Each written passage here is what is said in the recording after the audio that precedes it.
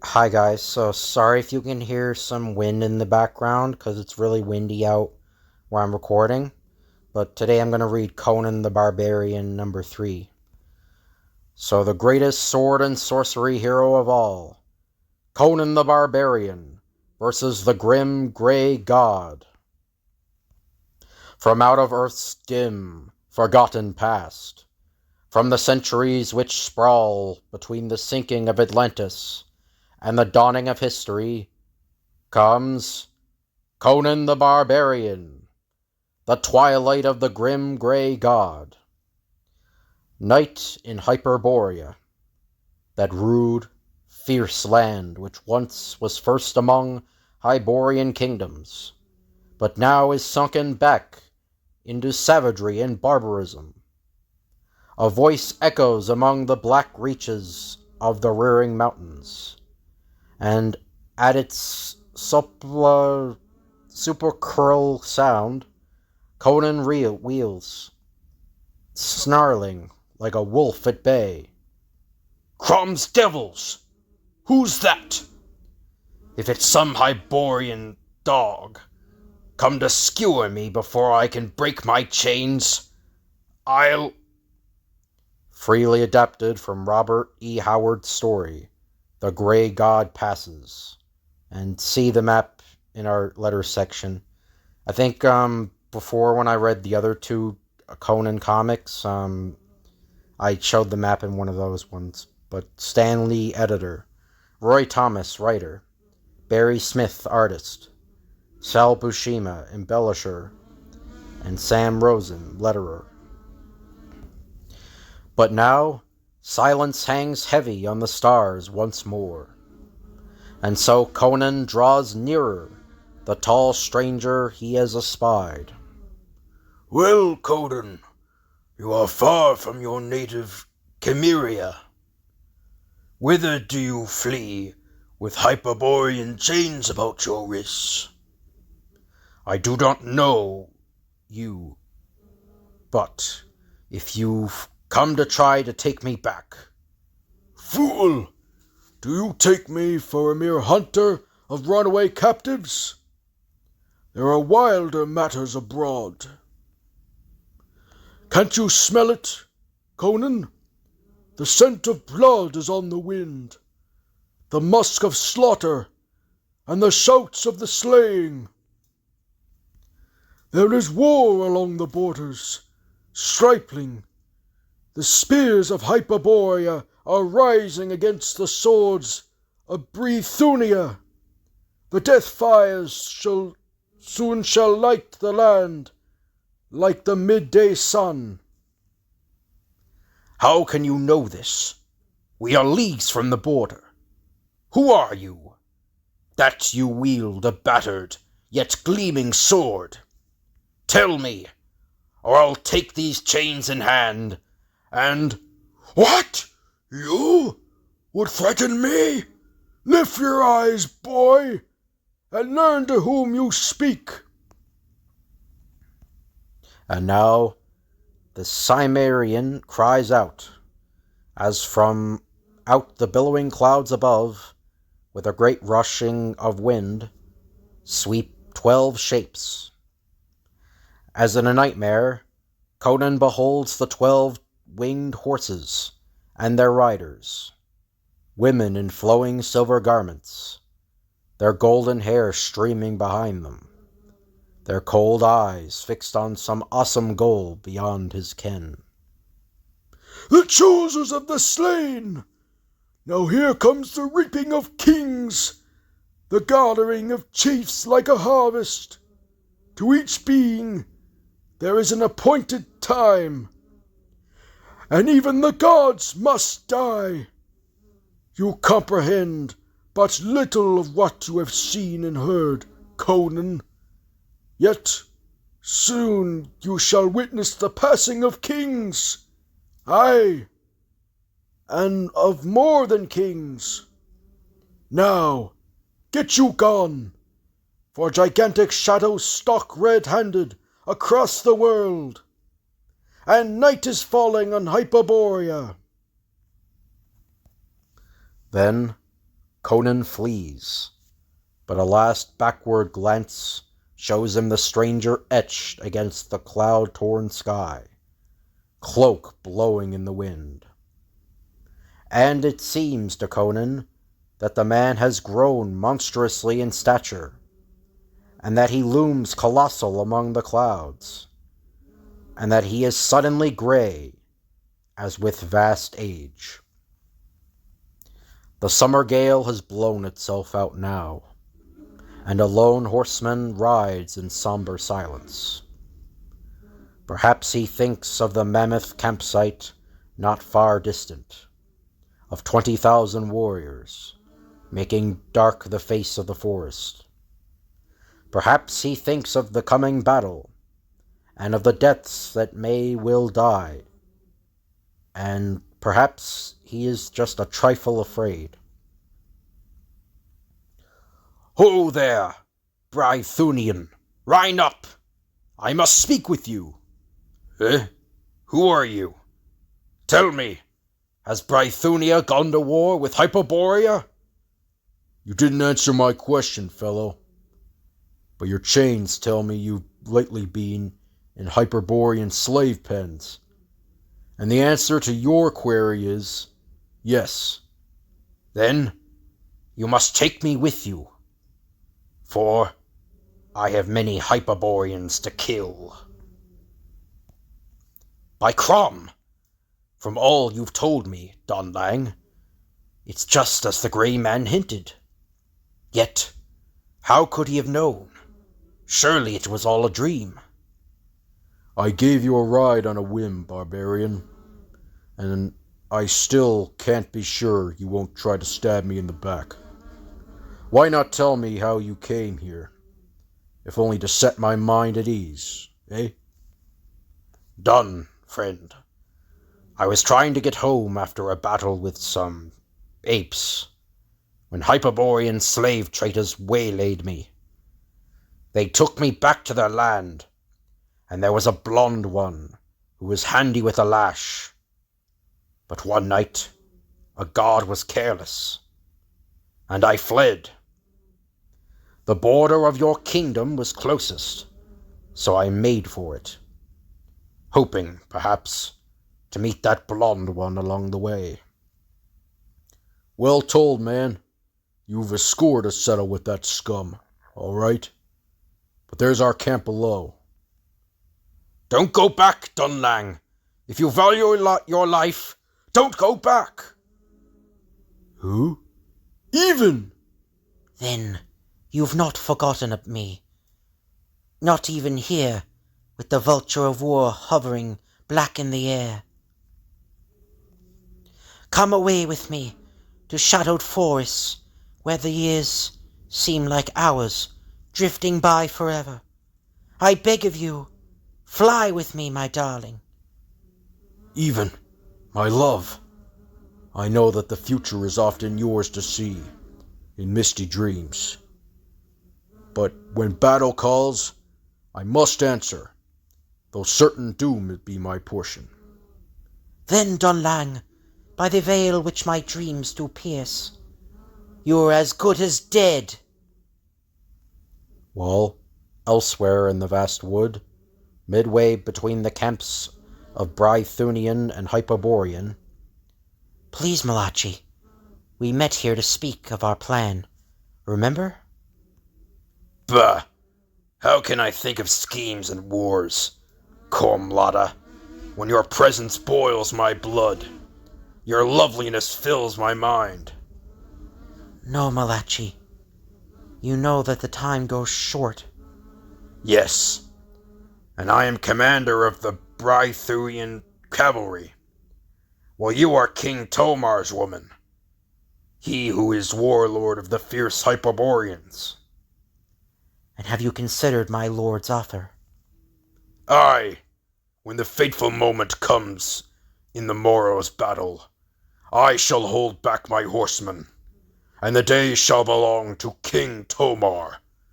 But I want more than Tomar's promise of riches in return for my treachery. I want also the kiss of a devil-born queen. And so they part, the Brythunian traitor-to-be, and the haughty, high-born Cormlada. Aye, Dunlang, I repeat my dreaded words. In my dreams I have beheld you dead, and ringed about with shouting warriors. Yet I have brought you a gift against the time of battle. It may save you, but I hope without hope in my heart. A coat of golden mail? An enchanted mail, too. If I know my even, whose race was old when this land was young, though I have always disdained armor, I shall wear this, for your sake, if not my own. Now come, Conan, it is time to go. Take care, great Dunlang. Be not ever in the forefront of tomorrow's clash, for our foes are mad with the lust for conquest, and I feel the presence of grey death hovering near me. Another camp lies beyond the forest green, the camp of the savage Hyperboreans, and within this camp the tent of the hot-blooded King Tomar. Cormlada! Must you bellow so, Tomar? I have just returned from the mission on which you yourself sent me. Well then, tell me, will the Brythunian Malachi withhold his cavalry and give me the victory? You are hurting me, my lord. I'll break your arm if you do not tell me.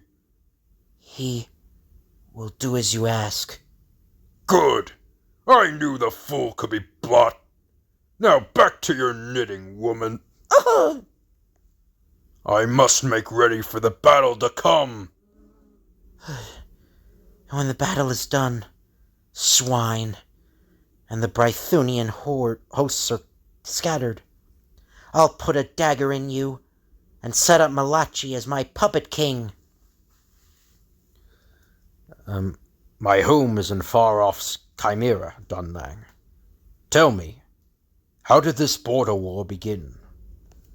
King Tomar and our King Brian have been enemies for more years than you have lived, lad. But ho!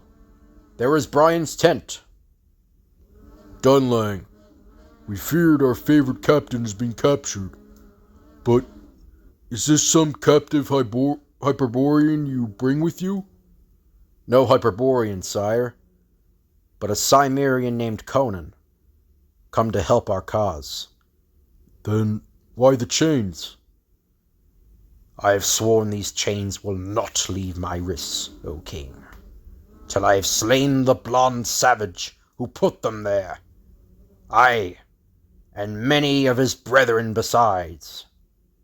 Well spoken, and you'll have your chance when fire-fingered dawn draws near.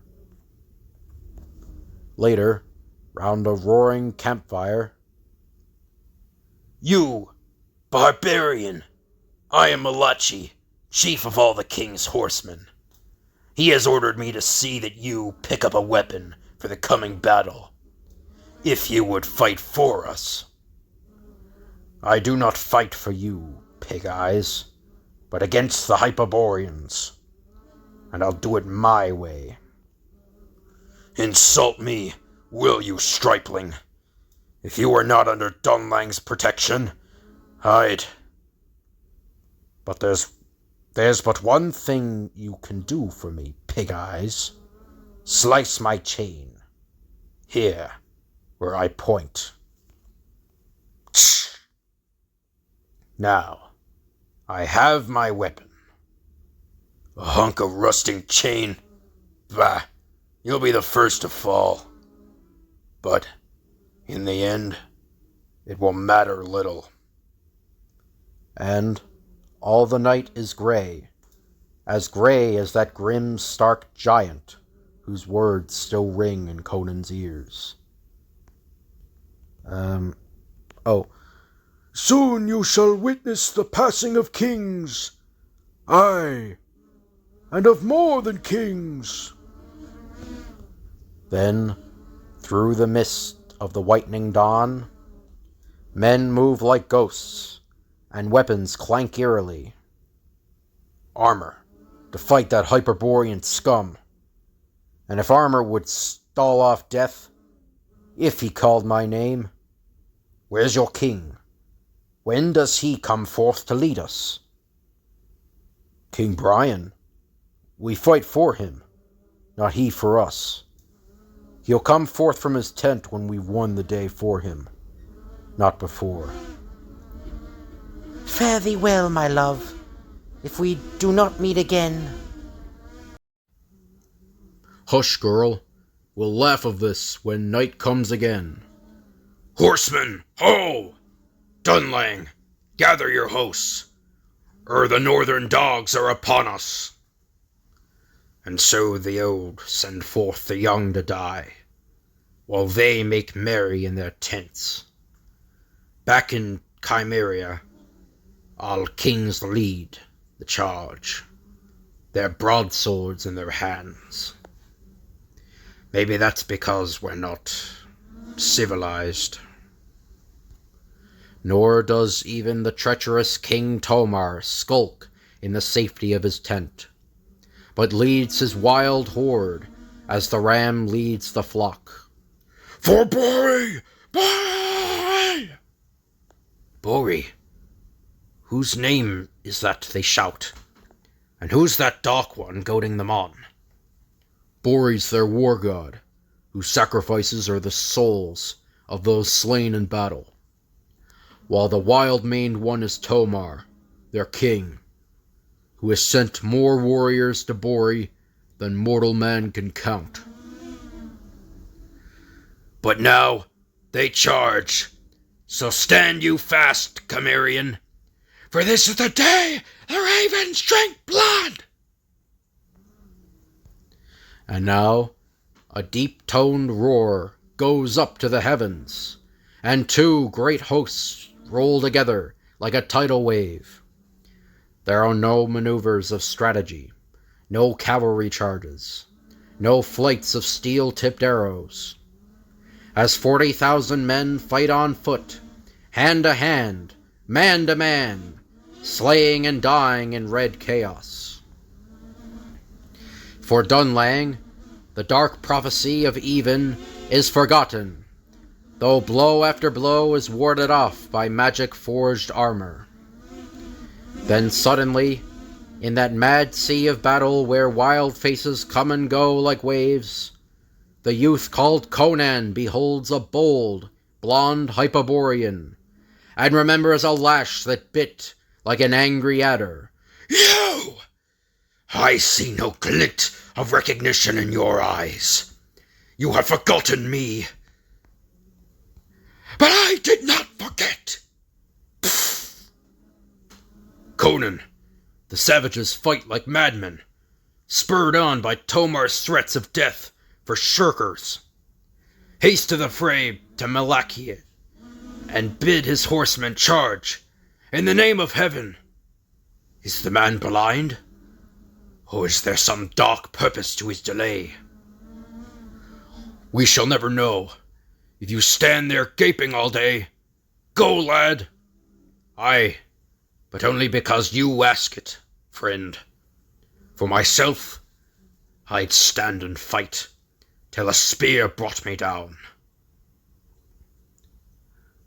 Malachi, Dunlang urges you to charge, or else the day is lost. Nay, it is not yet time. I will charge when the time comes.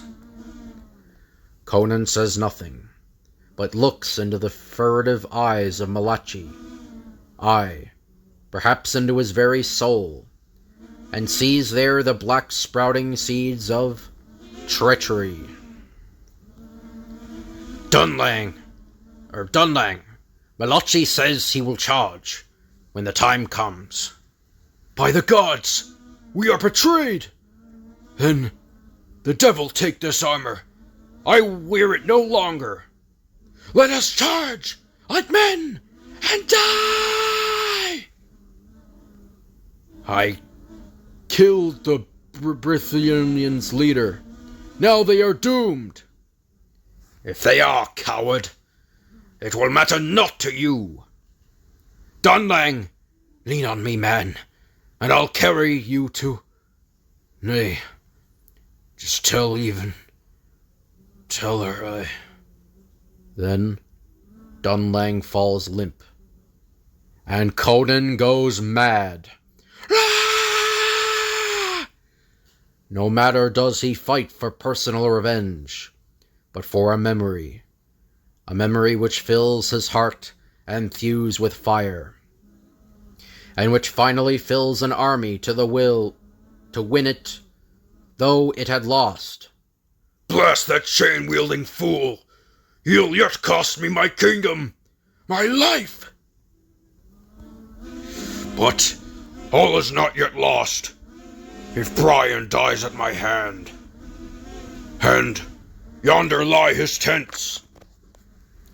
Thus do they pass, like two ships in the night, the one who has ordered thousands to their deaths, and the other, for whom the fast-setting sun shall never rise again.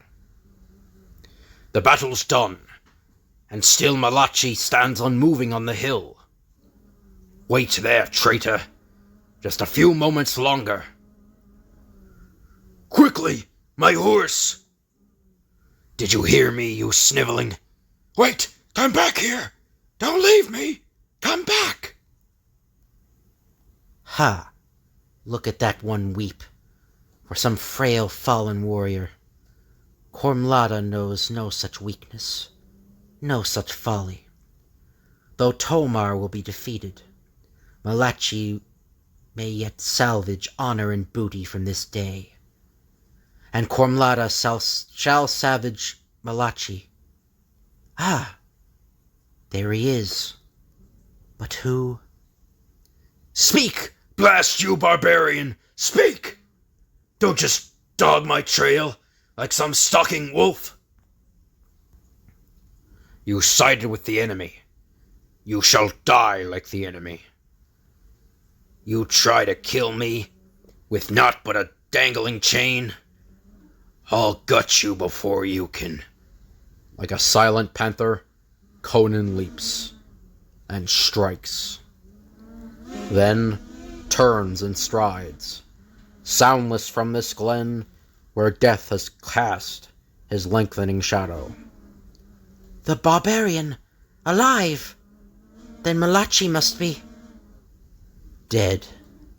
And with him, the dreams I dreamed, the schemes No, he cannot be dead!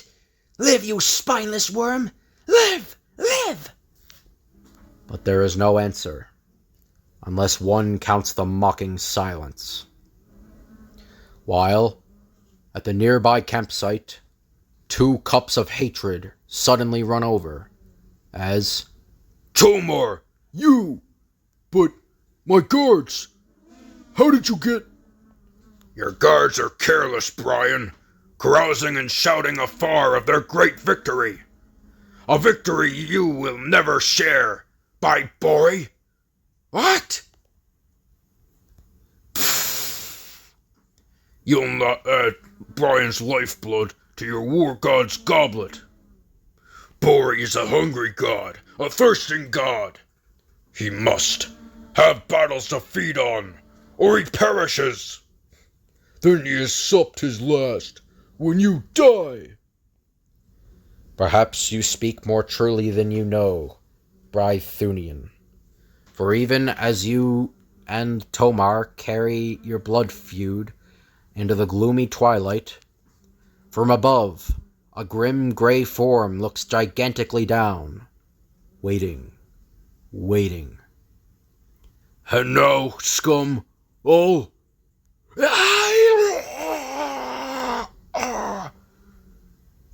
Tomar, we both... Two kings have died this day, and a pity they didn't die long since. Many women will weep tonight on both sides of the border. And for what? For this? The sun has sunk now in a dark ocean of scarlet.